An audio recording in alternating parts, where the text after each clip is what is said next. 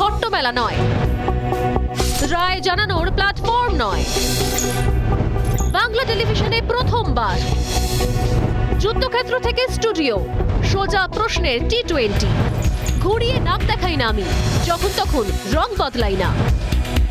আমি স্বর্ণালী, প্রশ্ন করি সোজাসুজি।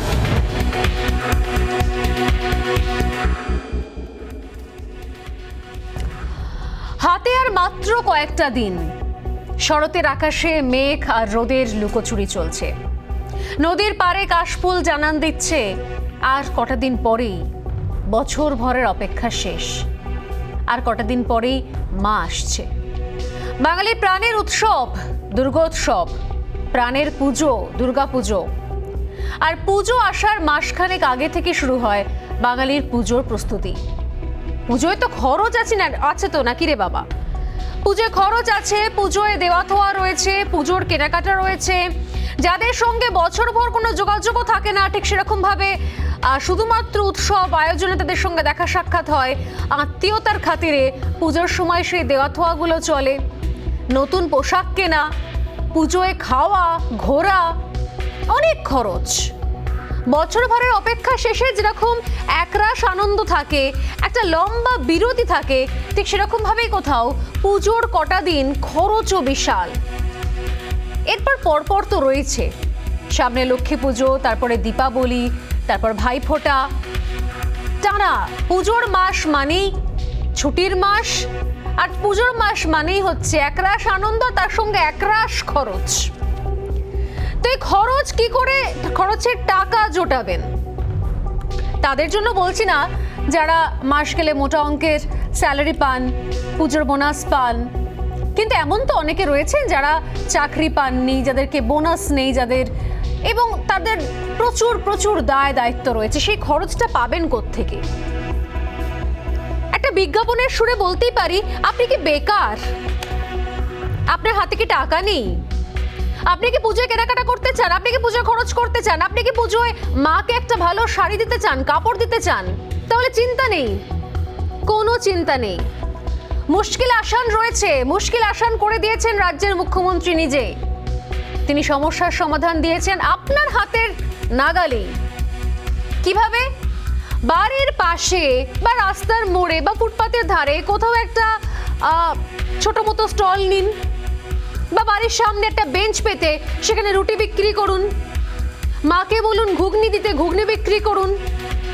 একটু একটু করেই তো কর্মসংস্থানের সম্ভাবনা তৈরি হয়।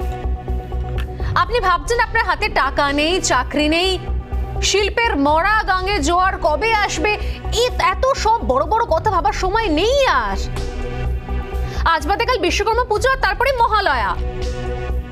এখন তো আর শিল্প করে কাঁদলে হবে না, তাই না?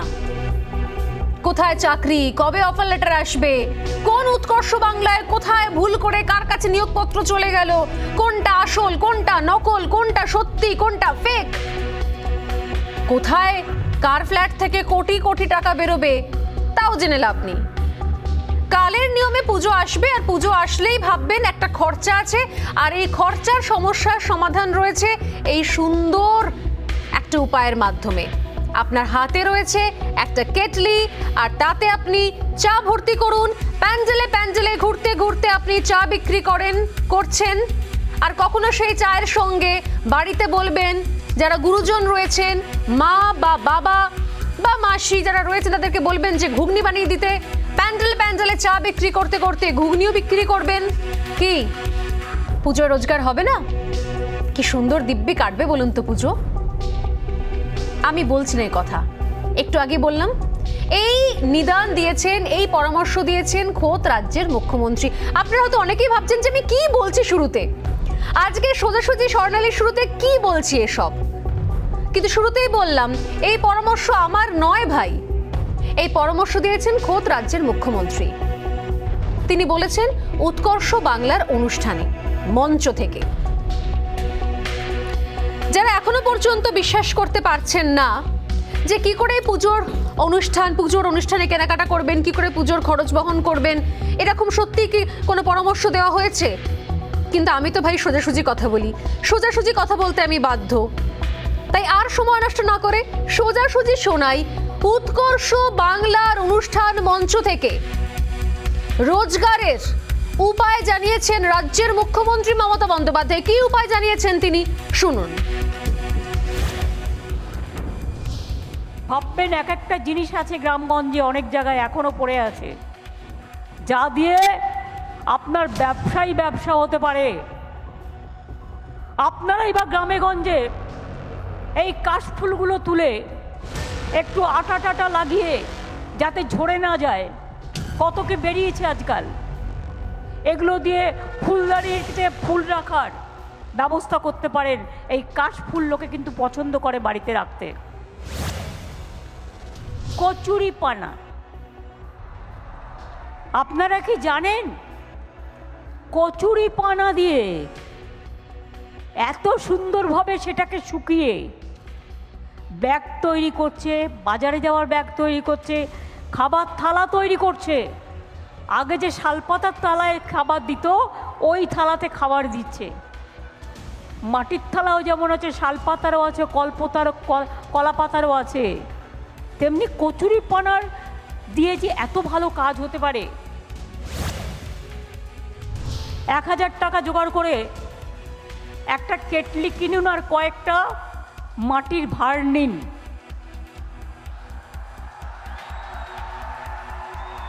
সাথে কিছু বিস্কুট নিন, আস্তে আস্তে বাড়বে। প্রথম দিন আপনি বিস্কুট নিলেন প্রথম সপ্তাহে, তারপরে সপ্তাহে মাকে বললেন মা একটু ঘুগনি তৈরি করে দাও, তারপরে সপ্তাহে একটু তেলে ভাজা করলেন। একটা টুল আর একটা টেবিল নিয়ে বসলেন। এই তো পুজো আসছে সামনে, দেখবেন লোককে দিয়ে কুলোতে পারবেন না, আজকাল এত বিক্রি আছে।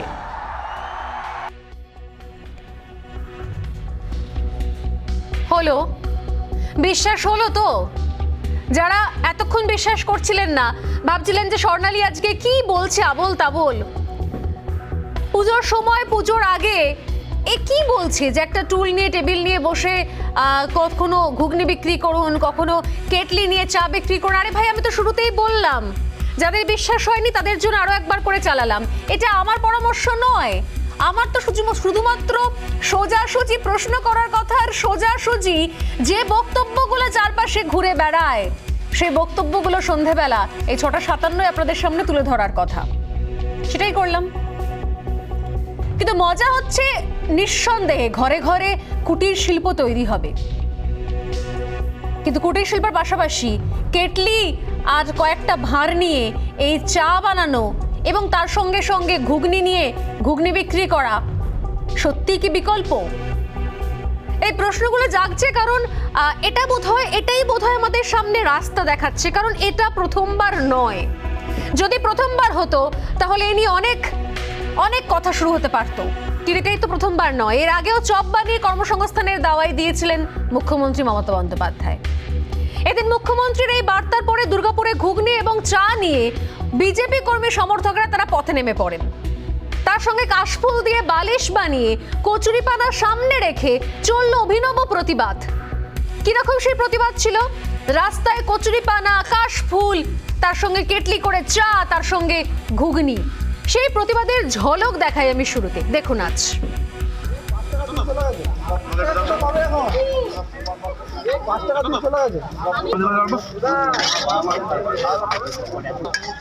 জামা কাপড় কিনবো পুজোর সময়।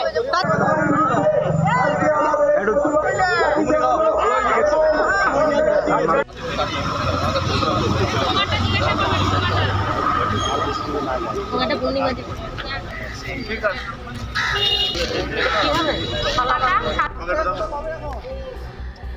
2011 থেকে 2022, সত্যি কথা বলতে কি 11টা বছর পার হয়ে গেছে।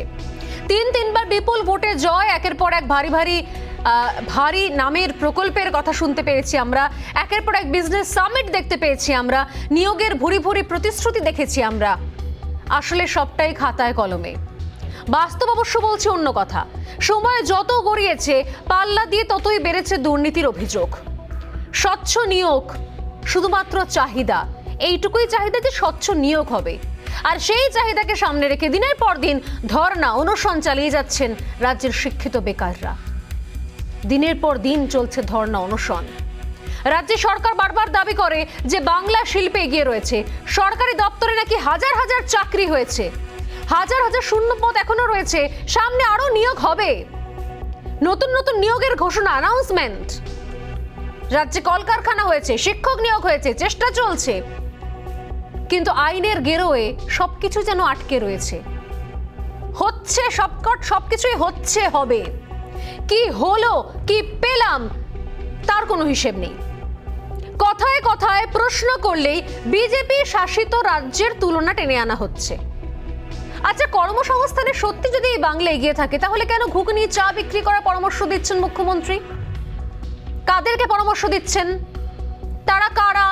যারা পুজো ইনকাম করার জন্য চা এবং ঘুগনি বিক্রি করবেন, তারা কি তারা যারা এখনো গান্ধী মূর্তির পাদদেশে 550 দিন পেরিয়ে যাওয়ার পরও ধর্নায় বসে রয়েছেন স্বচ্ছ নিয়োগের দাবিতে, সরকারি চাকরির পরীক্ষায় নাম তুলে? বিরোধীদের দাবি আসলে সবটাই ফাঁকা প্রচার। কি বলছেন শাসক বিরোধী দলের নেতারা এই প্রসঙ্গে, চা এবং ঘুগনি প্রসঙ্গে শোনাবো আজ। রাজ্যে নতুন কোনো বিনিয়োগ নেই, নতুন কর্মসংস্থানের সুযোগ নেই, অ্যাগ্রোবেজ ইন্ডাস্ট্রি নেই, পুরোটাই সার্ভিস সেন্টারের উপরে চলেছে খেলামেলা মহোৎসব। তো কার্যত মুখ্যমন্ত্রী বাধ্যবাধকতা থেকে বলছেন না চূড়ান্ত হতাশা থেকে বলছেন, সেটাই কথা। পশ্চিমবঙ্গের পুরো ভবিষ্যৎ এখন ভগবানের হাতে চলে গেছে। যতদিন এই সরকার থাকবে ততদিন এই অবস্থায় চলবে। সার্টিফিকেট চুরিটাই এ বাংলার নিয়ম হয়ে গেছে। এখানে দুর্নীতিটা ব্যতিক্রম নয়, দুর্নীতিটা এখানে ইনস্টিটিউশনালাইজ হয়েছে, অর্থাৎ দুর্নীতি প্রতিষ্ঠানিক চেহারা নিয়েছে। এই দুর্নীতিটা প্রতিষ্ঠানগত করেছে বাংলার মুখ্যমন্ত্রী।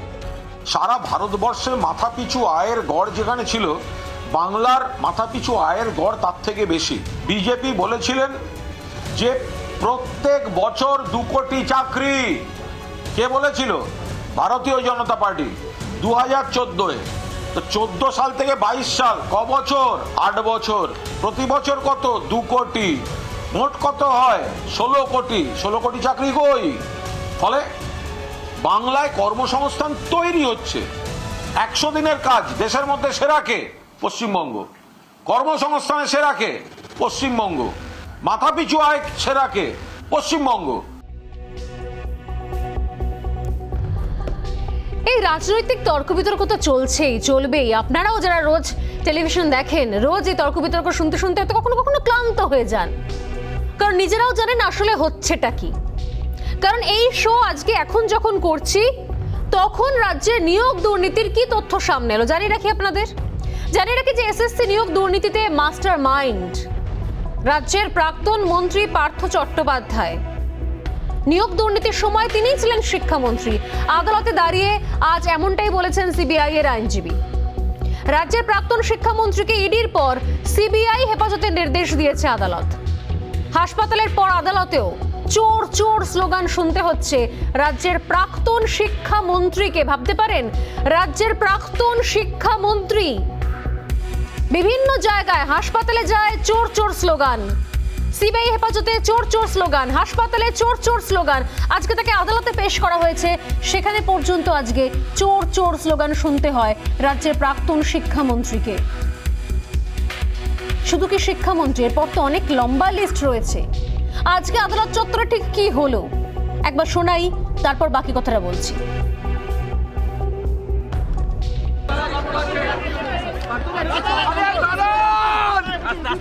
আরে মরে যাব।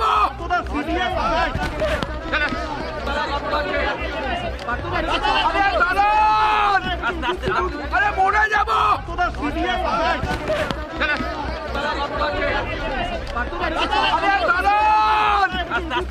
আরে মরে যাব।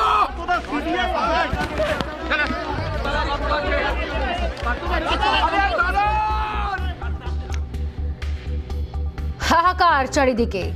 শুধুমাত্র শিক্ষামন্ত্রীকে পরিবর্তনের জমানায় শিল্পমন্ত্রীর পদও অলংকৃত করেছিলেন তিনি। আবার ওই শাসক দলের একসময়ের মহাসচিবও ছিলেন। শুধুমাত্র পার্থ চট্টোপাধ্যায় একা নন, আজ আরও একজনের সিবিআই হেফাজতের নির্দেশ দিয়েছে আদালত। তিনি মধ্যশিক্ষা পর্ষদের প্রাক্তন সভাপতি কল্যাণময় গঙ্গোপাধ্যায়। রিপাবলিক বাংলা বারবার তাকে সোজাসুজি প্রশ্ন করতে যায়, আর বারবার তিনি চূড়ান্ত অস্বস্তির মধ্যে পড়ে চূড়ান্ত খারাপ ব্যবহার করেন। রিপাবলিক বাংলার প্রশ্নে যিনি বেজায় অস্বস্তি বোধ করেন, আজ তাকেও সিবিআই হেফাজতের নির্দেশ দিয়েছে আদালত। আজ সেই কল্যাণময়কেই রিপাবলিকের প্রশ্নে একেবারে মুখে কুলু পাটলেন কল্যাণময়। কি ছবি ছিল আজ? কল্যাণময়কে যখন জিজ্ঞাসা করলেন আমাদের প্রতিনিধি ভাস্কর, দেখুন। কল্যাণময় বাবু, আপনি কি বেআইনি নিয়োগ করেছিলেন? কি বলবেন? কল্যাণময় বাবু, আপনাকে সিবিআই গ্রেফতার করলো। কল্যাণময় বাবু, কল্যাণময় বাবু কি বলবেন? আপনাকে গ্রেফতার করলো সিবিআই, আপনি কি বেআইনি নিয়োগ করেছিলেন? কল্যাণময় বাবু, আপনি উত্তর দিচ্ছেন না কেন? আপনি কি বেআইনি নিয়োগ করেছিলেন? কল্যাণময় বাবু, আপনি কি বেআইনি নিয়োগ করেছিলেন? আপনার বিরুদ্ধে অভিযোগ, আপনি মেয়াদ উত্তীর্ণ ব্যবহার করে অ্যাপয়েন্টমেন্ট করেছেন। মন্ত্রী হেফাজতে ফলাও করে মাধ্যমিক পরীক্ষার রেজাল্টে যিনি সাংবাদিক সম্মেলন করে ঘোষণা করেন সেই রেজাল্ট জীবনের প্রথম বড় পরীক্ষার রেজাল্টে যার সই, তিনি আজ শ্রীঘরে। ভাবতেও অবাক লাগে। কটাক্ষ করে কেউ কেউ বলছেন যে এই রাজ্যে অন্য শিল্প হোক না হোক, দুর্নীতির যেন একটা শিল্প তৈরি হয়ে গিয়েছে। কি বলছেন রাজনৈতিক মহলের নেতা নেত্রীরা, শুনবো। পাক কমিটির রিপোর্টে ওর নাম ছিল। মানুষ একটু আশ্চর্য হচ্ছে এত দেরি কেন। আমরাও চাই তদন্ত দ্রুত সম্পন্ন, কিন্তু এখানেও কোর্টের নির্দেশ, তদন্তকারী সংস্থা তাদের বোঝা, তারা কিভাবে তদন্ত করবেন, কবে কাকে গ্রেপ্তার করবেন, কাকে হেফাজতে নিতে চাইবে, কাকে নিতে চাইবে না, কখন কোথায় কিভাবে নিতে চাইবে, এটা সম্পূর্ণ তাদের ব্যাপার। এটা একটা তদন্তের বিষয়, এর সঙ্গে তৃণমূলেরও কোনো সম্পর্ক নেই। ফলে যেটা ঠিক সেটা ঠিক, যেটা ভুল সেটা ভুল। ওনাদের যা বক্তব্য, ওনারা বা ওনাদের আইনজীবীরা নিশ্চিতভাবে বিচার ব্যবস্থার মধ্যে থেকে আদালতকে জানাবেন। আচ্ছা, সত্যি করে বলুন তো, সরকার বা প্রশাসনের কাজটা কি? কেন আমরা তাদেরকে ভোট দিয়ে নির্বাচিত করি? কারণ তারা সমাজে আমাদের আইন প্রতিষ্ঠা করবেন, তারা দেশের ভবিষ্যৎ কোন পথে যাবে সেটা নিরূপণ করবেন, কর্মসংস্থানের উপযোগী পরিবেশ তৈরি করবেন, সমাজকে দুর্নীতি মুক্ত করতে দায়বদ্ধ হবেন। কিন্তু আমরা কি দেখছি? একের পর এক দুর্নীতি মাথাচাড়া দিচ্ছে। সেই দুর্নীতির বিরুদ্ধে পাহাড় প্রমাণ অভিযোগ থাকা সত্ত্বেও তাকে প্রোটেক্ট করার চেষ্টা চালিয়ে যাচ্ছেন, তাকে আড়াল করার চেষ্টা চালিয়ে যাচ্ছেন।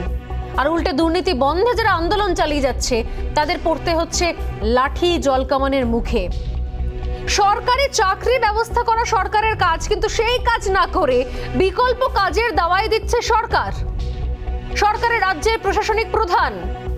কোনো কাজই ছোট নয়, আমি বলছি না কোনো কাজ ছোট। নিঃসন্দেহে যারা চা বিক্রি করেন, যারা রাস্তা ঝাড় দিচ্ছেন, যারা ঘুগনি বিক্রি করছেন, প্রত্যেকটা কাজ সমাজে যথাযথ মূল্য রাখে।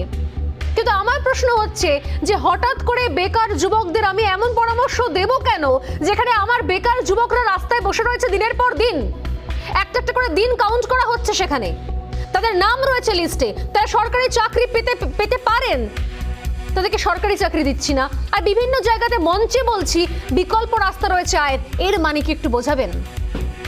কারো মেধা বা যোগ্যতাকে দমিয়ে রেখে তাকে বিকল্প কাজের প্রস্তাব দেওয়াটা কি সভ্য সমাজে কাঙ্ক্ষিত? দুর্নীতি অস্বস্তি থেকে নজর ঘোরানোর কি চেষ্টা? আমি যদি চপ চা ঘুগনি বানিয়ে নিজের ব্যবস্থা নিজেই করব, তাহলে ঘটা করে এত মন্ত্রী, এত শান্তি, এত পারিষদ, তাদের কি কাজ?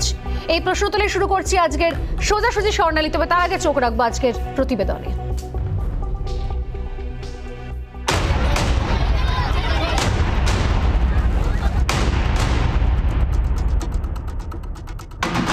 নিয়োগ দুর্নীতি মামলায় অস্বস্তি আরও বাড়ল রাজ্যের প্রাক্তন শিক্ষামন্ত্রী পার্থ চট্টোপাধ্যায়ের। শুক্রবার তাঁর জামিনের আবেদন খারিজ করল আদালত। সেই সঙ্গে এদিনের জামিনের আর্জি খারিজ হয়েছে মধ্যশিক্ষা পর্ষদের প্রাক্তন সভাপতি কল্যাণময় গঙ্গোপাধ্যায়েরও। 21শে সেপ্টেম্বর পর্যন্ত তাদের হেফাজতের নির্দেশ দেয় আদালত। ইডি হেফাজতের পর এবার পার্থ চট্টোপাধ্যায়কে সিবিআই হেফাজতের নির্দেশ দেয় আদালত। সিবিআই আইনজীবী উল্লেখ করেছেন যে he is the this accused person, অর্থাৎ Partha Chattopadhyay, he is the mastermind of this conspiracy. এই চক্রান্তের মাস্টার মাইন্ড বলে সিবিআই উল্লেখ করলো পার্থ চট্টোপাধ্যায়কে আদালতে। এদিনই আলিপুর আদালতে সশরীরে হাজির করানো হয় পার্থ চট্টোপাধ্যায়কে। আসতে আপনার শুধু শুধু আমায় বের করা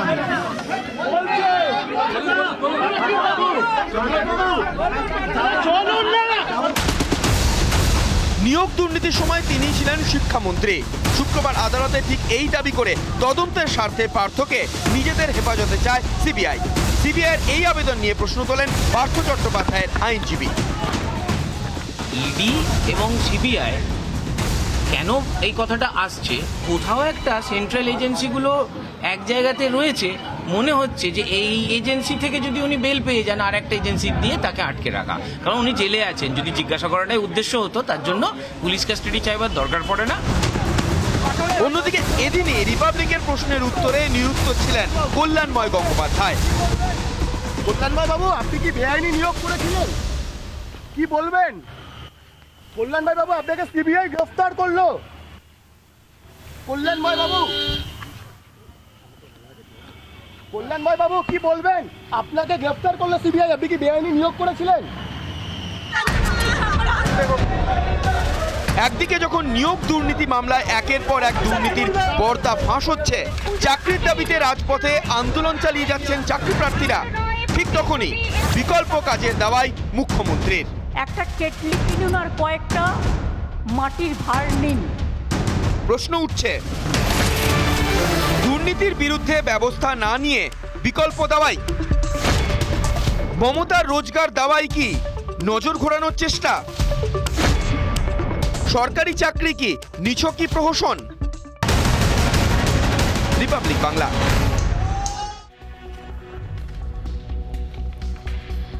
আর এই প্রশ্নগুলো উত্তর খুঁজতে এই মুহূর্তে আমার সঙ্গে রয়েছেন, স্টুডিওতে রয়েছেন বিজেপি মুখপাত্র সজল ঘোষ, রয়েছেন তৃণমূল কংগ্রেস মুখপাত্র মৃত্যুঞ্জয় পাল, রয়েছেন অধ্যাপক পার্থ প্রতিম বিশ্বাস এবং রয়েছেন বিশিষ্ট আইনজীবী সুদীপ্ত দাশগুপ্ত। চারজনকেই স্বাগত রিপাবলিক বাংলা এবং আমার সোজাসুজি স্বর্ণালীতে। তার সঙ্গে আরও একজন রয়েছেন ইলিয়াস বিশ্বাস, চাকরি প্রার্থী। ইলিয়াস, আপনাকেও স্বাগত রিপাবলিক বাংলা। ইলিয়াস, আমি আসবো আপনার কাছে, কারণ আপনার থেকে একটাই প্রশ্ন এই মুহূর্তে আমার শোনার রয়েছে, যে আপনারা এতদিন ধরে অপেক্ষা করার পর এবারের পুজোয় চা, কেটলি করে চা, কয়েকটা ভাঁড় কিনে চা বিক্রি এবং তার সঙ্গে ঘুগনি বিক্রির কোনো ভাবনা চিন্তা রেখেছেন কিনা? এই বক্তব্য শোনার পরে এই প্রশ্নের উত্তর নিয়ে আসবো। তবে তার আগে মৃত্যুঞ্জয়, আমি বলছি নানা ধরনের শিল্প হতে পারে, কাশফুল দিয়ে বালিশও, কচুরিপানা দিয়ে থালাও, কিন্তু এটা কোন ধরনের দাওয়াই যখন চারিদিকে নিয়োগ নিয়ে দুর্নীতি সামনে, যখন চাকরি নিয়ে যখন আজকে আলোচনা করছি, আজকেও খবর হয়েছে যে উৎকর্ষ বাংলার যে নিয়োগপত্র তা নিয়ে নিজে মুখ্যমন্ত্রী অন স্টেজ তিনি কনফিউজড হয়েছিলেন। পরবর্তীকালে জানা যায় যে কোথায় নিয়োগপত্র গেছে কোথায় যায়নি। আজকেও কেউ বলছে যে নিয়োগপত্র পায়নি, যেটা পেয়েছে সেটা ভুয়ো। যখন নিয়োগ আর দুর্নীতি নিয়ে এত কারি অভিযোগ, গান্ধী মূর্তির পাদদেশে চাকরি প্রার্থীরা দিন কাউন্ট করছেন, কাউন্টডাউন হচ্ছে, 1 দিন 2 দিন, 100 200 500 550, সেই সময়তে এই ধরনের একটা অভূতপূর্ব একটা সমাধান সূত্র বেকারদের জন্য, এটার কি অর্থ? মানে আপনারা দলের প্রতিনিধি হিসেবে আপনাদের কাছে যদি বিশ্লেষণ জানতে পারে, আমি যে কেটলি, ভাঁড় কিনে চা বিক্রি এবং তার সঙ্গে ঘুগনি। মৃত্যুঞ্জয়, প্রথমেই বলি যে গত 7 দিনে আমাদের শিলিগুড়িতে রানীনগরে 660 কোটি টাকা কোকাকোলা সরাসরি বিনিয়োগ করেছেন, উদ্বোধন হয়েছে, আপনারা দেখিয়েছেন, মানে সারা পশ্চিমবঙ্গের মানুষ দেখেছে। 600 কোটি টাকা বিনিয়োগ হয়েছে খড়গপুরে, টাটা গোষ্ঠী বিনিয়োগ করেছে। গতকাল হলদিয়া বন্দরে আদানি 300 কোটি টাকা সরাসরি বিনিয়োগ করেছে উন্নত ধরনের যন্ত্রপাতি এবং ট্রান্সপোর্ট ব্যবস্থাটাকে ঢেলে সাজানোর জন্য। আদানি 300 কোটি টাকা, তার মানে শুধু 3টে পরিসংখ্যান দিচ্ছি 7 দিনে পশ্চিমবঙ্গে সরাসরি 600 কোটি 300 কোটি, প্রায় 1560 কোটি টাকা সরাসরি বিনিয়োগ হয়ে তার চুক্তিপত্র সাইন হয়ে উদ্বোধন হয়ে গেছে প্রকল্পের। এটা একটা পরিসংখ্যান। আমরা যদি খারাপই হই, আমি কয়েকটা ডাটা পরিসংখ্যান দিই, যে সিএমআই এর আগস্টের রিপোর্ট বলছে পশ্চিমবঙ্গের আনএমপ্লয়মেন্ট রেট ইজ 7.4%। আপনিও দেখে নিতে পারেন, এখনও ওদের ওয়েবসাইটে আছে। সেখানে হরিয়ানাতে, যেখানে ডবল ইঞ্জিন সরকার চলছে, সেখানে আনএমপ্লয়মেন্ট রেট প্রায় 37%। ত্রিপুরাতে ডবল ইঞ্জিন সরকার চলছে 17%। রাজস্থানে কংগ্রেসের সরকার চলছে, যেখানে 31%। জম্মু কাশ্মীরে প্রায় 33%। সেখানে আমরা 7.46%। উন্নতি করার নিশ্চয়ই জায়গা আছে। তাহলে আজকের ডেটে আপনি যদি বলেন যে কোনো জায়গায় চাকরি হয়নি, একটা কথা বলি, যে শিক্ষামন্ত্রী বলেছেন 21,000 পদে নিয়োগ হচ্ছে, তার কাজ শুরু হয়ে গেছে এবং যারা আমাদের প্রাথমিক শিক্ষা বোর্ডের স্কুল প্রিন্সিপাল তাদের কাছে তিনি নোটিশ জারি করে সমস্ত স্কুলের কাছ থেকে কি কি ভ্যাকেন্সি আছে তার নিয়োগপত্র চেয়েছে, তার ডিটেলস চেয়েছে, এবং টোটাল সংখ্যাটা 89,000-এর মতো একটা পরিসংখ্যান চলছে যে যাতে নিয়োগ আমরা করতে পারি প্রাথমিক শিক্ষাকেতে, সরকারি নিয়োগ। এইবার আপনি যেটা বলছেন যে বিতর্কটা আপনি তুলে ধরছেন যে মুখ্যমন্ত্রী কেন বলেছেন চা বা চপ, দেখুন প্রধানমন্ত্রীও বা আমাদের পকোড়া বেচার নিদান দিয়েছিলেন, বা চা বেচেও প্রধানমন্ত্রীও হওয়া যায়, সেটা ভারতবর্ষের মানুষ দেখেছে। আমি সেই প্রসঙ্গে যাচ্ছি না, আমি উত্তর কলকাতার ছেলে। আমি একটা কথা বলি, আপনি এই যে চপের কথা বলছেন, ছোট না করে আমি একটা উদাহরণ দিন।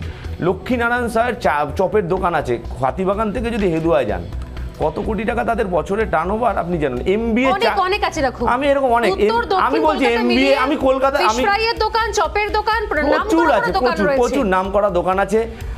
এবং তাদের আমি একটা কথা বলি, পিজির সামনে একটা ছোট্ট চায়ের দোকান 15-20 বছরে আজ কলকাতা জুড়ে তাদের আউটলেট। এমবিএ চায়ওয়ালা আজকে তারা গত বছরে 3 কোটি টাকা রেভিনিউ জেনারেট করেছে চা বেচে। এমবিএ চায়ওয়ালা, এমবিএ করা একটা ছেলে, সারা ভারতবর্ষে তার আউটলেট, কত ছেলে কাজ করছে, তারপরেও এত লোকের কর্মসংস্থান করার পরেও আজকে কিন্তু 3 কোটি টাকা রেভিনিউ করছে। তা কোনো কাজ ছোট নয়। এবার আপনি সরকারি চাকরি, আমি যদি আপনার এখান থেকে বেরিয়ে নিচে যদি যাই, যারা চা বেচছে বা যারা ফুচকা বেচছে, যারা ঘুগনি বেচছে, আমরা তাদের সাথে রেগুলার কথা বলি, আপনি একদিন জিজ্ঞাসা করবেন, আমি দায়িত্ব নিয়ে বলছি, তাদের কারো আয় 300 থেকে 500 টাকার নিচে নয়। মানে মাস গেলে 14-15 হাজার টাকা তারা রোজগার করে। আমি বলছি, এবং আপনারা যারা যেই স্টেটগুলো নিয়ে ভারতবর্ষের খুব আলোচনা হয়, গুজরাট, সাইনিং গুজরাট, তাদের একটা সরকারি নোটিফিকেশান ডি গ্রুপে 3700টা ভ্যাকেন্সির নোটিফিকেশান জমা পড়েছিল, চাকরির জন্য আবেদন জমা পড়েছে 18 লক্ষ, 5 লক্ষ মানে আবেদন বাতিল হয়েছে, 13 লক্ষর আবেদন গ্রহণ হয়েছে 3700 চাকরির জন্য। তাহলে ভারতবর্ষের যেখানে এই ধরনের অবস্থা, সেইখানে কেন্দ্রীয় সরকারের রিপোর্ট, এমএসএমই রিপোর্টে আমরা ভারতবর্ষের মধ্যে প্রথম স্থান কেন্দ্রীয় সরকার বলছে। সিএমআই এর রিপোর্ট বলছে যে ভারতবর্ষের অন্য রাজ্যগুলোর তুলনায় আমাদের আনএমপ্লয়মেন্ট রেট অনেক ভালো। আপনার 7 দিনের পরিসংখ্যান এবং আপনার যে রিপোর্টের কথা বলছি, 7 দিনে আপনি বলছেন 660 কোটি, 300 কোটি, 600 কোটি, এত কোটির ইতিমধ্যে চুক্তিপত্র সাইন হয়ে গিয়েছে। আপনি বলছেন যে 21,000 পদে নিয়োগ করার কথা শিক্ষামন্ত্রী বলে দিয়েছে, সেই নিয়োগ প্রসেস চালু হয়ে গেছে। আমার বক্তব্য হচ্ছে এত কিছু যদি ভালো হয়, আপনি বলছেন আমরা যদি খারাপ হই, আরে খারাপ হওয়ার কথা কে বলছে মশাই? আপনারা এত ভালো বলেই তো 3বার এত রকম এরকম বিপুল ম্যান্ডেট পেয়ে সরকারে রয়েছেন। যদি এত সবকিছু ভালোই হয়, তাহলে এই যে চা বিক্রির নিদান দেওয়া হচ্ছে না, এটা কোনো আউটলেট খুলে নয়, এটা কোনো কোম্পানি তৈরি করে নয়, বলা হচ্ছে একটা কেটলি কিনতে, তাতে চা ভরতে, মাকে বলতে ঘুগনি বানাতে, সেটা বিভিন্ন জায়গায় বিক্রি করতে করতে আস্তে আস্তে রোজগারের উপায় গড়বে। আমার বক্তব্য হচ্ছে এর জায়গায় যে ছেলে মেয়েগুলো রাস্তায় বসে রয়েছে চাকরির জন্য, এই যে কারিগরি দুর্নীতি, তাদের জন্য তাহলে কি উপায়? তারাও তাহলে কি এখন পূজার সময় চাকরি তো পেলেন না তারা? আপনারা বলছেন যে আদালতের জটে আটকে রয়েছে চাকরি, আদালত বলছে কোনো নিয়োগের জট নেই, তাহলে এবার কি তাহলে তারাও কি একই পথে যাবে? নিয়োগের জট যদি না থাকতো, আদালত যারা চাকরি প্রার্থীরা বসে আছেন রাস্তায়, তারা জানেন যদি নিয়োগের জট না থাকতো, যার ভুলেই হয়ে থাকুক, নিয়োগের জট যদি না থাকতো, তাহলে আমাদের অ্যাক্সেস করার জন্য 10 দিন আগে আদালত যে আমাদের যে ডেটা অ্যাক্সেস, যেটা সিবিআই আটকে রেখেছিল, আদালত কেন নির্দেশ দিল যে ডেটা অ্যাক্সেসটা করুন? এসএসসিকে ডেটা অ্যাক্সেসটা কেন দিল? তাহলে ডেটা অ্যাক্সেস তো দিয়েছে, তার মানে ডেটা অ্যাক্সেস যদি না করতে পারে, এসএসসির যে চেয়ারম্যান বা এসএসসিতে যারা আছেন, তারা কাদের কোনো জায়গায় কাদের চাকরি বাকি, কাদের লিস্টটা তৈরি করবে কিভাবে? আদালতের তো কিছু সমস্যা তো আছেই, ওইভাবে নিয়োগ করা যাবে না। অনেকগুলো সমস্যা কাটিয়েই আমাদের শিক্ষামন্ত্রী ব্রাত্য বসু বলেছেন, আদালতের না, শিক্ষামন্ত্রী বলেছেন যে নিয়োগ এমনভাবে হবে যাতে ভবিষ্যতে কারো যদি চাকরি না যায়, আমি একটা চাকরি দিলাম, আবার একটা কেস হলো, এটা তো হতে পারে না। এই যে কেটলি কিনবো একটা, তাতে চা ভরবো, আর মাকে বলবো ঘুগনি বানিয়ে দিতে, চায়ের সঙ্গে আস্তে আস্তে বলছি কেটলিতে চা বেচলো, মার ঘুগনি বেচলো। আমি কোনো কাজকে ছোট করে দেখছি না। 300 থেকে 400 টাকা এক বেলা বেচে রোজগার করা যায়, ছোট কাজ কোনোটাই নয়। এক বেলা বেচে অনেক সরকারি গ্র্যাজুয়েট করা ছেলে, আমি গুজরাটের উদাহরণ দিলাম, 14-15 হাজার টাকা চাকরি পাওয়ার জন্য না, তাহলে 14-15 হাজার টাকা চাকরি পাওয়ার মাস্টার 600 কোটি, এগুলোর তাহলে ভ্যালু কি রইলো? মানে আমি কোনটাকে বিশ্বাস করব? সব ধরনের চাকরি করবে, সবাই সব ধরনের চাকরি করবে, বসে না থেকে, আর একটা বক্তব্য শোনাবো, বসে না থেকে চাকরি করুন। এক সপ্তাহ হয়নি উৎকর্ষ বাংলা স্টেজে দাঁড়িয়ে বলেছেন তিনি, এবার কাউকে আর দৌড়তে হবে না, দরজায় নক করবে চাকরি। দরজা আমি একটু পরে সেই বক্তব্য শোনাচ্ছি কিছুদিন আগে, এখন এক সপ্তাহ হয়নি। আমি তো আমি বললাম আসবো মৃত্যুঞ্জয়। 30,000 চাকরি তো দেওয়া হবে পুজোর আরে, আগে, তাহলে 30,000 নিয়োগপত্র দেওয়া হবে, 30,000 কিন্তু চাকরিও দেবো। 30,000 চাকরি দেবো, তার মানে কেউ চা বিক্রি করতে পারবে না, কেউ ঘুগনি বেচতে পারবে না, কেউ চপ বেচতে পারবে না। প্রধানমন্ত্রী যদি পকোড়া বেচতে বলে সেটা রাইট, আর তৃণমূল কংগ্রেসের মুখ্যমন্ত্রী যদি বলে বাড়িতে বসে না দেখে যতদিন চাকরি না পাচ্ছ তুমি পকোড়া বেচো, আর এই পকোড়া বেচেই লক্ষ্মীনারায়ণ সাহা হয়েছে, এই পকোড়া বেচেই টি জংশন হয়েছে, এই চা বেচেই আজকে MBA চাওয়ালা হয়েছে। এগুলো আপনাদের বুঝতে হবে। দারুণ দারুণ দারুণ রুটম্যাপ আপনাদের কেরিয়ার গ্রাফটা অসাধারণ। আমি একবার শুনিয়ে দিই মুখ্যমন্ত্রী মমতা বন্দ্যোপাধ্যায়ের কিছুদিন আগের বক্তব্য, মানে এখন এক সপ্তাহ হয়নি, উৎকর্ষ বাংলার মঞ্চ থেকে শোনাবো একবার। বড় ইন্ডাস্ট্রি হচ্ছে, দেউচা পাঁচবি হচ্ছে, 1 লক্ষ ছেলেমেয়ের কর্মসংস্থান হবে এবং বর্ধমান, বাঁকুড়া, বীরভূম, হুগলি, মুর্শিদাবাদ, মালদা এগুলো সব চান্স পাবে ওখানকার ছেলেমেয়েরা। আপনাদের বাইরে যাওয়ার দরকার নেই, চাকরি আপনার ঘরের সামনে আপনাকে ডাকবে, আপনাকে শুধু খোঁজ রাখতে হবে। সজল ঘোষ, পার্থপ্রতিম বিশ্বাস, সুদীপ্ত সেনগুপ্ত তিনজনের কাছে এসে এক এক করে সজলদার কাছে। সজলদা, মৃত্যুঞ্জয় তো বললেন যে চা বেচা খারাপ কাজ নয়, নিঃসন্দেহে খারাপ কাজ নয়, প্রত্যেকের অধিকার রয়েছে নিজের কাজ করে একটু এগিয়ে যাওয়া। ইনফ্যাক্ট কি আমরাও যখন, আমি ব্যক্তিগতভাবে যখন পড়াশোনা করেছি, আমিও আমার পড়াশোনা চালাবার জন্য অনেক রকমের স্ট্রাগল করেছি, সেক্ষেত্রে কোনো কাজই ছোট নয়। কিন্তু প্রশ্ন হচ্ছে যতদিন না চাকরি পাওয়া যায় ততদিন কেটলি কিনে চা বিক্রির কথা বলছেন মৃত্যুঞ্জয়, কতদিন এটা করতে হবে? মানে আমি যাদের সঙ্গে কথা বলেছি, বসিয়ে দিলেন প্লিজ, দয়া করে বসাবেন না, যতদিন চাকরি পাবে না ততদিন আমি আচ্ছা ঠিক আছে, এবার একটু থেমে যা। বেকার ছেলেদের জন্য আপনি তো একটু আগে বললেন যে বিকল্প চাকরি বসে না থেকে চাকরি করুন না। ভাই বসে না থেকে চা বিক্রি করুন না, চাকরির পরিসংখ্যান তো দিলাম, চাকরির পরিসংখ্যান তো দিলাম 15-7 কোটি টাকা। বসে না থেকে চা বিক্রি করুন, আমার বক্তব্য বসে থাকাটা কতদিনে, মানে আমি তো কয়েকজনের সাথে কথা বলছি, 6 বছর ধরে বসে আছে। দেয় বলে তো আনএমপ্লয়মেন্ট রেট 7.4%, এমএসসি তে 89,000 চাকরির পরিসংখ্যান হচ্ছে। সজলদা বলেছে মৃত্যুনকে আক্রমণ করতে খারাপ লাগে, কারণ ওর সঙ্গে আমার সম্পর্কটা বহু বছরের, কিন্তু রাজনীতি করতে গেলে যে এরকম দেউলিয়া হয়ে যেতে হয় সেটা সত্যি দুর্ভাগ্যজনক। মুখ্যমন্ত্রী বলছেন চা বেচা, সত্যিই বলছি, ঠিকই বলছে, চা বেচাটা তো কোনো খারাপ কিছুর মধ্যে পড়ে না, কিন্তু একটা পাড়ায় চায়ের দোকান ছিল, হরিশ চ্যাটার্জি স্ট্রিটে একটা চায়ের দোকান ছিল, সেই চায়ের দোকানটা উনি তুলে দিয়েছেন, ওনার ভাইপো তুলে প্রথমে ভাইয়ের রঙের দোকান হয়েছিল, পরে সেটা এখন ওই শান্তিনিকেতন হয়েছে। আদানির বিনিয়োগ নিয়েও এখানে ঢাক পেটাচ্ছে, আদানিকে গাল দেবে কেমন করে এরপরে? সুজুকি বলেছে, এই যে সেদিনকে আপনারা দেখলেন না, ওই উৎকর্ষ বাংলার ইন্ডোরে ছেলেদেরকে বাসে করে নিয়ে আসা হলো, মঙ্গিনিসের দারুণ বাক্স দেওয়া হলো, সেই ছেলেমেয়েগুলোর চাকরি পেল, তাতে যার ম্যানেজার হিসেবে নাম ছিল সে বললো সব ফলস। আমরা জেনেছি, ঠিক 10,000-এ 10 জন আমি তো তোমার সঙ্গে আমি কথা বলিনি, মাইন্ডেড, এখানে কিন্তু সম্পর্কটা রাজনৈতিক, ঠিক আছে? হ্যাঁ ঠিকই বলেছে যে এখানে অনেক তথ্য দিয়েছে যে এই রাজ্যে এত বেকার কমে গেছে, সব ঠিক। আপনারা জানেন যে এনসিআরবির রিপোর্ট অনুযায়ী গত বছরে একজন কৃষকও আত্মহত্যা করেনি, সুজলাং সুফলাং বাংলা আমার। কিন্তু আরটিআই যখন করা হয়েছে, এই রাজ্যের এই সরকার শুধু মেদিনীপুরের 2টো জেলা থেকে 1 বছরের পরিসংখ্যান দিয়েছে 122 জন কৃষক আত্মহত্যা করেছে। আসলে এরা তো তথ্য দেয় না, যখন আরটিআই করা হয়েছে তখন দিতে বাধ্য হয়েছে। বলছে লক্ষ্মীনারায়ণ চপওয়ালা, এখন সে কাউন্সিলর হয়ে গেছে, ঠিক হতেই পারে, চপ বেচা তো খারাপ কথা নয়, বললো MBA চায়ওয়ালা। কথাটার মধ্যে একটা কটাক্ষ আছে, এই কটাক্ষটাকে বুঝতে হবে যে আমি MBA করে চা বিক্রি করছি, এটা সে বলতে চায়, সমাজকে চোখে আঙুল দিয়ে দেখিয়ে দিতে চায়। আমি নিশ্চয়ই ওকে প্রশ্ন করতে চাই না, কেউ বিবেককে প্রশ্ন করুক, ওরও ছেলে আছে আমারও ছেলে আছে, আমি কি বলবো আমার ছেলে চায়ওয়ালা হোক? ওয়াও মোমো আর টি জাংশন আর চাওয়ালা এক নয়। মমতা ব্যানার্জি চপ শিল্প বলুক, মোদিজি যদি পকোড়া শিল্প বলুক, আমি দুটোকেই কটাক্ষ করছি, দুটো। কিন্তু তাকে এরম ভাবে মোদিজি কি কারণে বলেছিলেন আমি জানি না, কিন্তু মমতাদি রোজ বলছেন।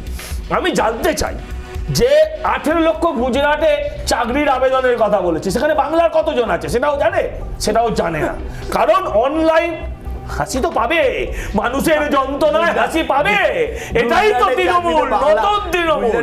Very good, very good. সরকারি চাকরিতে বাংলার লোকরা আবেদন হ্যাঁ, কেন করবে না, কেন করবে না, এ বড় মুশকিলের কথা। আচ্ছা, বলছে যে এই যে 600 কোটি 300 কোটি, ভাই এই এত বড় করে একটা ব লেখা হয়, বয়ের মানে কি করতে চায় বাংলার মানুষ আমি বলতে চাইছি না। সেখানে তো হয় বেঙ্গল সামিট, লক্ষ কোটি টাকার সেখানে হয়, মৌস্বাক্ষরিত হয়, কত টাকার এক্সিকিউশন হয়, কত টাকার আসে। যে টাটাকে তাড়িয়ে দিলে তোমরা, সেই টাটার তুমি আজকে বড়াই করছো। আদানি গাল না দিয়ে জল খাও না, সেই আদানির অ্যাপয়েন্টমেন্ট নিয়ে এখানে চিৎকার করছে। আরে দুমুখো সাপ দেখে শুনেছিলাম, মিথুন প্লিজ, দুমুখো সাপের গল্প শুনেছিলাম, চোখে দেখিনি। তৃণমূলের যখন এদের যারা এখানে বসে তাদেরকে দেখলে মনে হয়, মিথুনকে বলতে খারাপ লাগে, আমি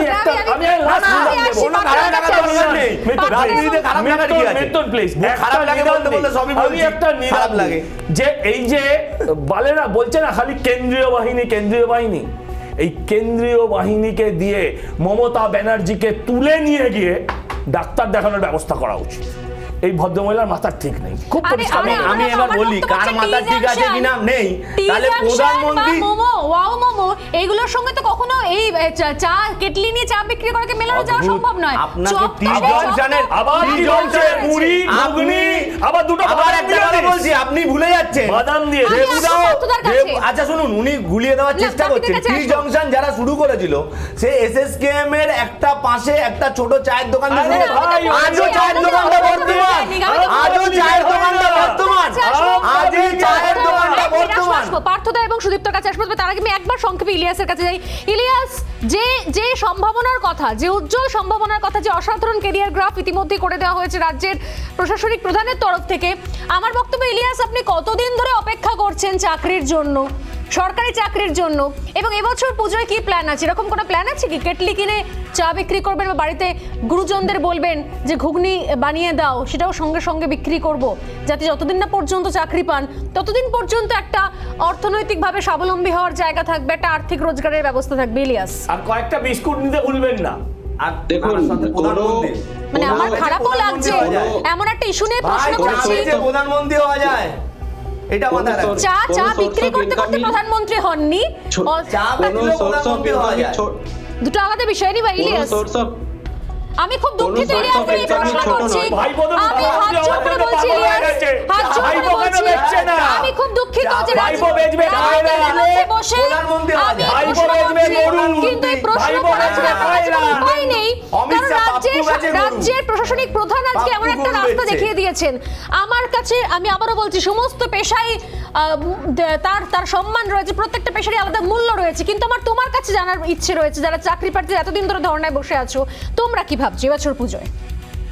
দেখুন, কোনো প্রফেশনই ছোট নয়, তবে আজকের দিনে মুখ্যমন্ত্রী দাঁড়িয়ে যে উপায় বলে দিয়েছেন যে কেটলি হাতে করে, ছোট ছোট ভাড়া হাতে করে চা বিক্রি করার জন্য, উনি ওই কথাটা না বলে আজকে 551 দিন ধরে যারা গান্ধী মূর্তির পাদদেশে আছেন, বসে আছে, যারা বসে আছি, তাদের কাছে উনি যদি সশরীরে আসতেন, উনি ইতিপূর্বে এসেছিলেন, তবুও ওনার প্রতিশ্রুতি রক্ষিত হয়নি, এবং ওনার মধ্যশিক্ষা পর্ষদের সভাপতি, ওনার শিক্ষামন্ত্রী, ওনার ডেপুটি ডিরেক্টর স্কুল শিক্ষা দপ্তরের, ওনার স্কুল সার্ভিস কমিশনের অ্যাডভাইসার চাকরিগুলি চুরি করেছে। সেই চুরি দায় স্বীকার করে নিয়ে উনি যদি আজকে গান্ধী মূর্তির পাদদেশে আজকে আসতেন, আজকে চা বিক্রির উপায় না বলে যদি আসতেন, তাহলে অনেক ভালো হতো এবং লোকে অনেক সম্মান করতো। আজকে ওনার কথা শুনে মনে হচ্ছে যেন কাল থেকে লোকে চা বিক্রি করতে যাবে, আর চা কেউ বিক্রি করে না, যেন চা কাল থেকে আবার বিক্রি করবে নতুন করে। ওনাকে অ্যাডভাইস দিতে হবে চা বিক্রির একটা, যেটা রাজ্যের শিক্ষা ব্যবস্থা ধ্বংসের মুখে, হাজার হাজার স্কুলে শিক্ষক নেই, আর গান্ধী মূর্তির পাদদেশে যারা ন্যায্য চাকরি, যাদের দাবি ছিল ন্যায্য চাকরি, যাদের চাকরিগুলি বিক্রি করেছে লক্ষ লক্ষ টাকা। আমি জানি এখানে প্রত্যেকেরই মনে আছে শিক্ষক দিবসের দিন আমরা তো এই ছবিও দেখেছি যে রাস্তায় বাসে বাটি হাতে ভিক্ষা করতে, যদিও প্রতীকী, কিন্তু ভিক্ষা করার সময় তাদের যে বক্তব্যগুলো এবং সেখানকার সময় যারা এটা তো রাস্তায় লজ্জা, পথচারী এটা তাদের যে রাজ্যের বক্তব্যগুলো কাছে এটা লজ্জা। সেগুলো শুনেছি আমরা। রাজ্যের এরপর কাছে জানি না লজ্জা। কি আমার আর এটা আমার অন্তত পশ্চিমবঙ্গের হাসি পায় না। ইতিহাসে একটা কলঙ্কিত অধ্যায় হিসেবে হয়ে থাকবে। আমি আসবো যে ইলিয়াস। 500, 550 দিন, 600 দিন রাস্তায় থাকতে হয়।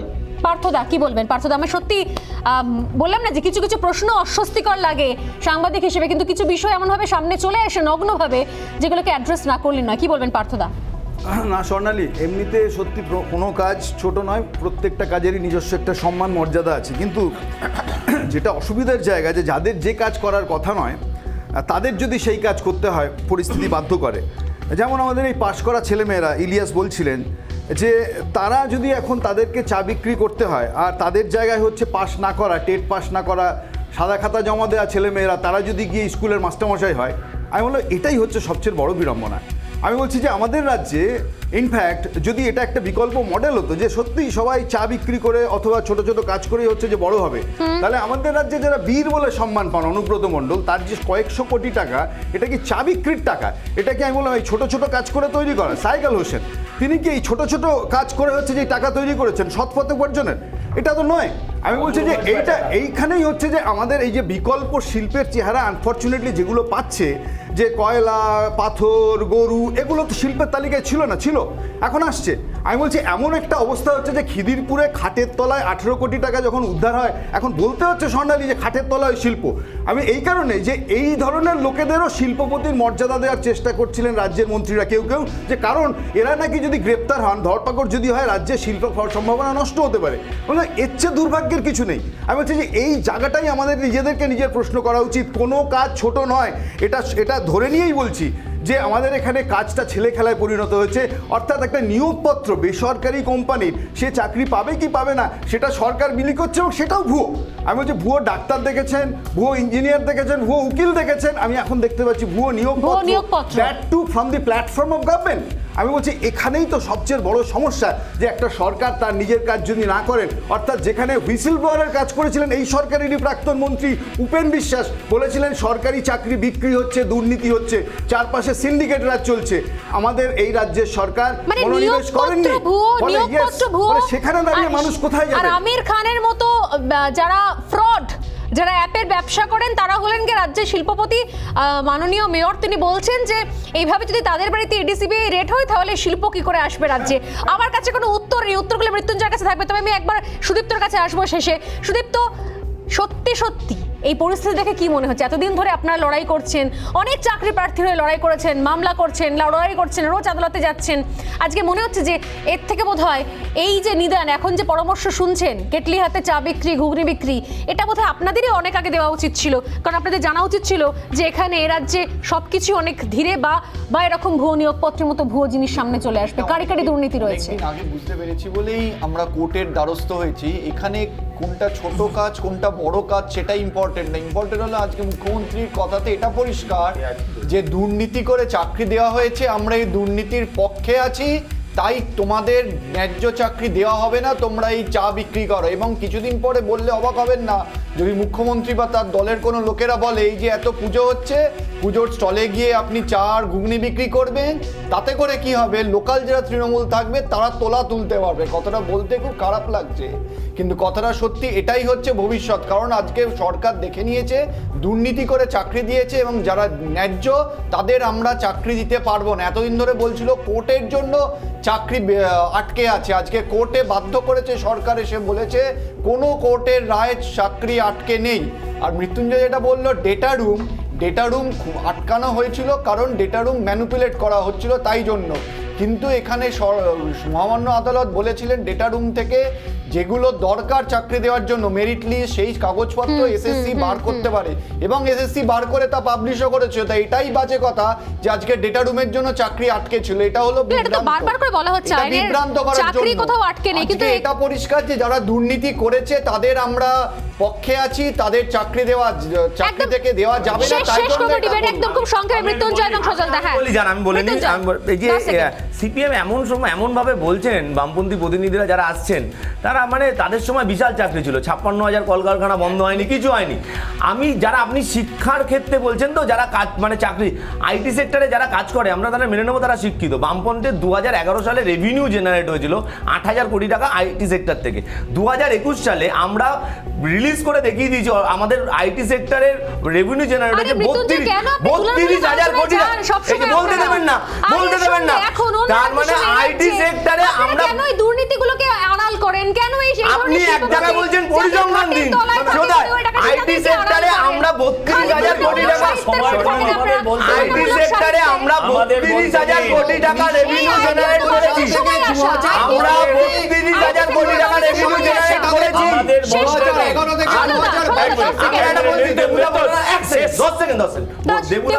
আমাদের এখানে নাকি কৃষকরা হত্যা করেছে এইসব বললো, কোথা থেকে জানে? আরে আর কৃষি বিল আনার পরে তো কতজন মারা গেছে সেই সংখ্যাটা দাঁড়িয়ে বলছে আমাদের কাছে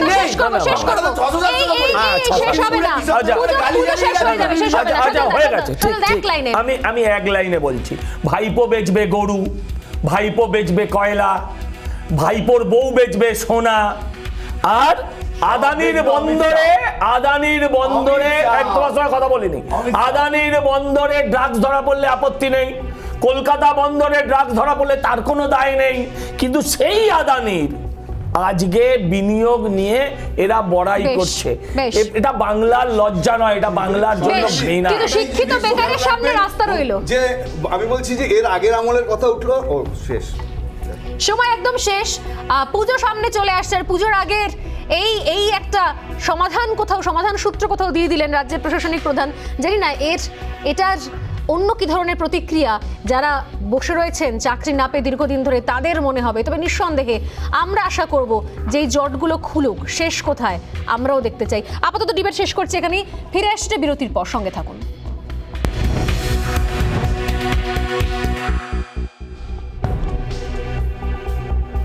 সোজাসুজি স্বর্ণালী আজ এই পর্যন্ত, একটু পরেই দেখুন জবাব চায় বাংলা। নমস্কার।